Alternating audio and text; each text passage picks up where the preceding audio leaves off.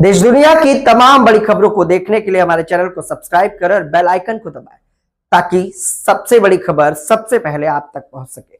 आइए आपको दिखाते हैं इस वक्त की सबसे बड़ी खबर। अमेरिकी राजदूत सर्जियो गोर के कश्मीर दौरे को लेकर जम्मू कश्मीर के मुख्यमंत्री उमर अब्दुल्ला ने अपनी प्रतिक्रिया दी है। उमर अब्दुल्ला ने कहा कि वह अमेरिकी राजदूत के कश्मीर दौरे को लेकर उन्हें सुनना पसंद करेंगे। साथ ही ईरान और अयातुल्ला अली खामेनेई से जुड़े मुद्दों पर भी उन्होंने अपनी बात रखी।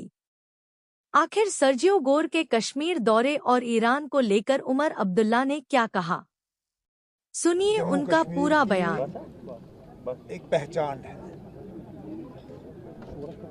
हम एक वाहिद वो इलाका है इस मुल्क में जहां दो राजधानियां हैं, समर में श्रीनगर, सर्दियों में जम्मू। और जाहिर सी बात है कि दोनों शहरों को खास तवज्जो देने की ज़रूरत है।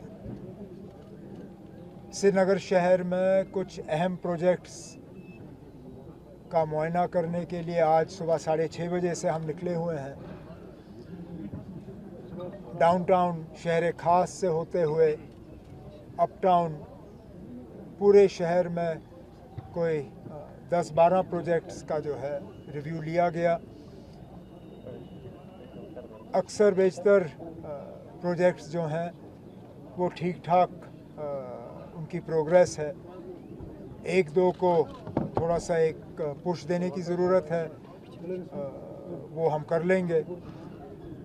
इन टूर्स का फ़ायदा हमें ये होता है कि जो सेक्रेटरीट में हमें बताया जाता है और जो ज़मीनी हकीकत है, दोनों को कंपेयर करने का एक मौका मिलता है। मैं श्रीनगर शहर के रहने वालों को सिर्फ इतना ही यकीन दिलाऊंगा कि इसी तरह के और प्रोजेक्ट्स जो हैं वो हाथ में लिए जाएंगे और जो भी हमारे बड़े बड़े मुतालबे हैं शहर के, उनको हम दुरुस्त कर लेंगे।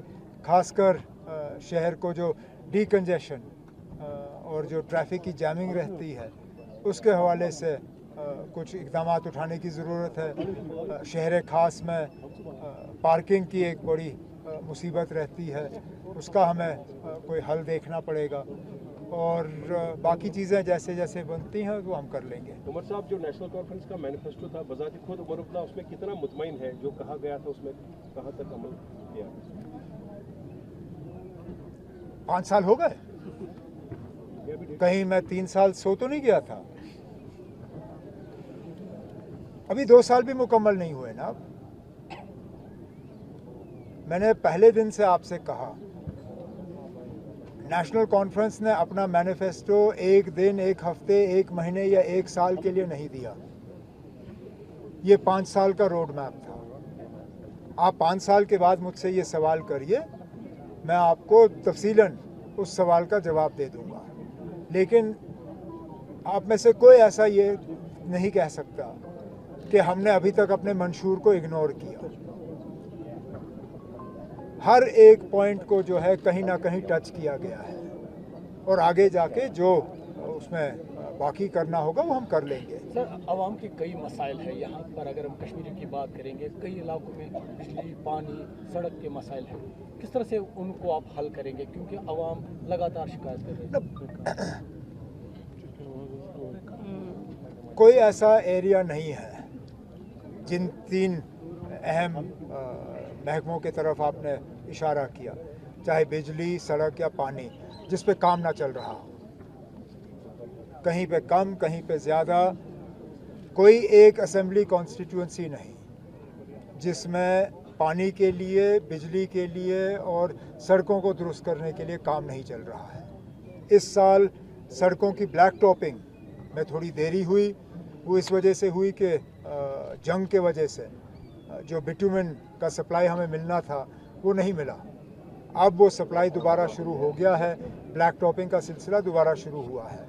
पानी के मसले में प्रॉब्लम हमारी नहीं थी, मरकज़ का जो जल जीवन मिशन था वो रुक गया था, उसको मरकज़ी कैबिनेट ने दोबारा मंजूरी दी है, वो पैसा आना शुरू हो रहा है। जल जीवन मिशन के प्रोजेक्ट जो हैं वो चलेंगे। और बिजली के चलिए अभी फ़िलहाल हम सब जगह 24 घंटे बिजली नहीं दे पा रहे हैं, लेकिन बिजली की कटौती में भी काफ़ी हद तक कमी आई है। आगे जाके उसको और हम बेहतर करेंगे। उमर साहब, कारगिल पुलिस ने एफआईआर फाइल किया है किसके खिलाफ? कारगिल पुलिस ने, क्योंकि आयतुल्लाह खुमैनी साहब के बारे में वहाँ ऑब्जेक्शनबल रिमार्क्स पास ऑन किए गए। बीएनसी कोई पार्टी है जिसके बारे में वहाँ प्रोटेस्टेशन हो रहे हैं। ना मैं इसके बारे में जानता नहीं हूँ, लेकिन वैसे भी किसी शख्स को किसी भी मजहबी रहनुमा के बारे में कोई गलत अल्फाज इस्तेमाल करने नहीं चाहिए। हर किसी के जज्बात होते हैं, वो किसी भी मजहब के से जुड़ा हुआ हो। तो अगर कोई ऐसा शख्स है जिसने कोई ऐसी बात की हो जिससे कि करगिल के, न सिर्फ करगिल के लोग बल्कि शिया तबका के लोग जो हैं वो सिर्फ करगिल में नहीं रहते, दुनिया भर में हैं, उनके जज्बात को अगर चोट पहुंची है, नहीं होना चाहिए। और पुलिस को इसमें जो कार्रवाई करनी है करे। आज US Ambassador to India is traveling to Srinagar today, and you have a scheduled meeting with him. How do you see his visit? ना काफ़ी लंबे अरसे के बाद अमेरिका के एम्बेसडर जो हैं वो जम्मू कश्मीर आ रहे हैं, और मेरी तो किसी भी अमेरिकन एम्बेसडर से बहुत ही ज़्यादा लंबे अरसे के बाद मुलाकात हो रही है। आने दीजिए, उनसे बैठ के बात करेंगे। मैं ज़्यादा तो उनसे सुनना पसंद करूंगा, लेकिन वो भी सुनने के लिए आ रहे हैं। अब देखते हैं किस तरह की बातचीत होती है। आज दोपहर को वो मिलने आ रहे हैं। और कुछ वो भी यहाँ के प्रॉब्लम्स को सुनना पसंद करेंगे। मतलब वो सुने ना सुने, हमारे प्रॉब्लम्स का उनसे कोई खास लेना देना है नहीं।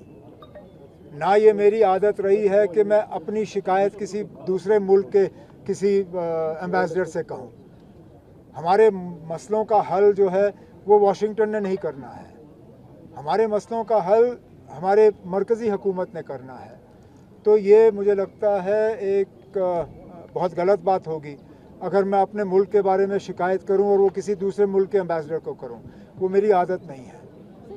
बात तो मैं जम्मू कश्मीर के हवाले से और हमारे हालात के हवाले से ज़रूर करूंगा।